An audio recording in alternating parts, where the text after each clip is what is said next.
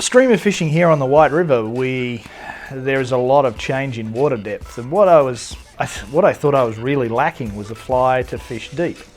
I was playing around, messing around, and nothing I really ever did really thrilled me. And then I was looking at a magazine from back home in Australia, and I stumbled across a fly called the bush pig. And the bush pig's a big synthetic deceiver style fly, and very big, very bulky, which is why they call it the bush pig. Very hard to cast, but it had all the attributes. And as much as the freshwater streamer fishers took the lefty's deceiver and rejigged it as an articulated fly for the freshwater trout and muskie, I thought the same thing would apply with this fly. And so I started messing around with the materials.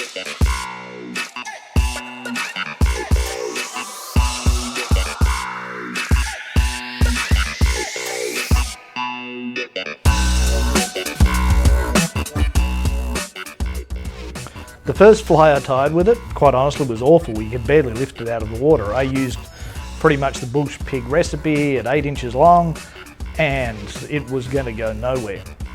And so I sat back on it for a while and played around, and using less and less and less materials to really fine it down and get something that you can go and put in, a couple of thousand casts in a day.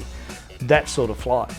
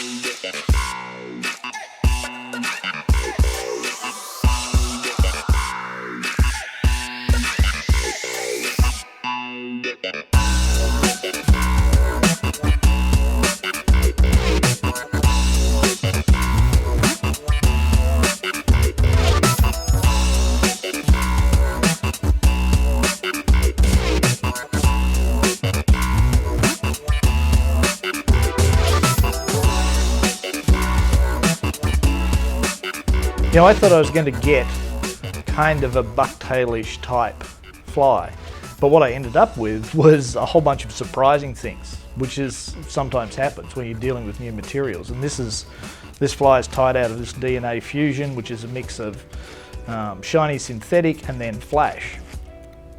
And what it really works well at with this current coming 90 degrees across the fly. And what I found is that this fly will swim as soon as it lands.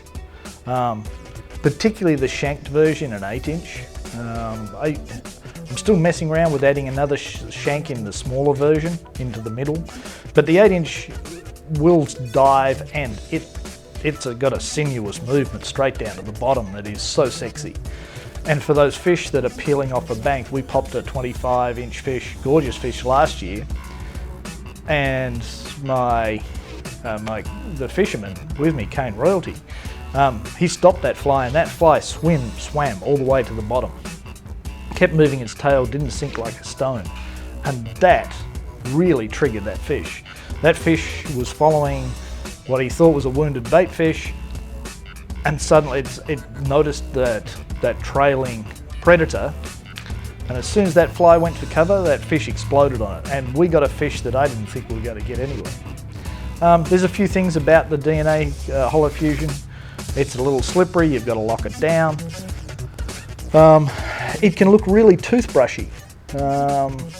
Like a lot of synthetics, it can look very square, very blunt on the ends.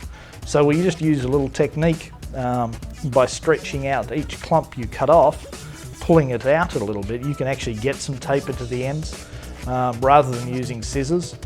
The other thing I really like about it sheds water well if you're using a small amount. It's got lots of flash, but it looks natural once you get it about 4 or 5 foot down in the water. If you've got it on the surface, it looks really bright. If it gets down to that 5 foot level below the surface, there's a lot less light in the water, and what it picks up, it looks like a natural coming through the water.